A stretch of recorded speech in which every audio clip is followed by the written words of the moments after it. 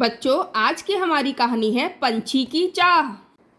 पंडित राम प्रसाद शर्मा कथा वाचन कर अपने घर वापस आ रहे थे। रास्ते में बाजार पड़ता था। वहां से उन्होंने आवश्यक वस्तुएं खरीदी। बाजार से उन्होंने देखा एक आदमी सुंदर सुंदर तोते बेच रहा है।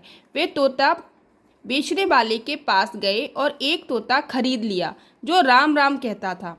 घर आकर सारा सामान रखा और एक सुरक्षित स्थान पर उस तोते को टांग दिया। धीरे धीरे पंडित जी ने उसे बहुत कुछ सिखा दिया।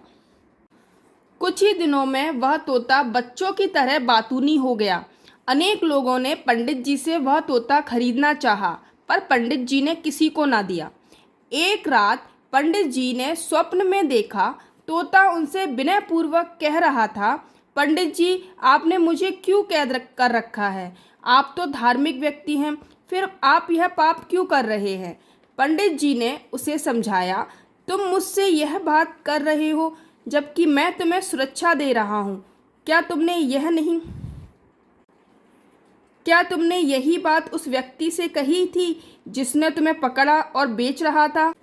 तोते ने जवाब दिया, पंडित जी, पंछी पकड़ना और बेचकर अपना पेट पालना उसकी मजबूरी है।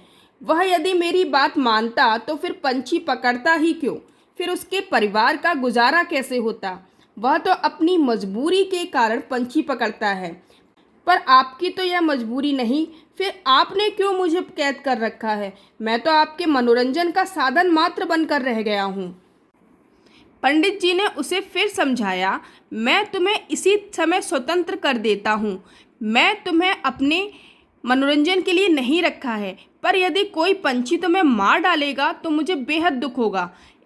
इस पर तोते ने कहा, मरना तो मुझे एक दिन आपके पास भी होगा पंडित जी। स्वप्न पूरा हुआ। इसी समय प्रातःकाल हो गया। पंडित जी तोते के पास आकर बोले, तू स्वतंत्र होना चाहता है ना? यह सुनकर तोता प्रसन्नता से नाचने लगा।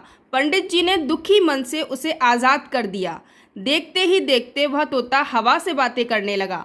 वह स्वतंत्र होकर बहुत खुश था। उसे खुश देखकर पंडित जी भी प्रसन्न हुए। कहानी से हमने क्या सीखा कि हमें कभी भी उड़ते हुए पंछियों को कैद करके नहीं रखना चाहिए। उन्हें अपने आकाश में आज़ादी से उड़ने में ही खुशी मिलती है।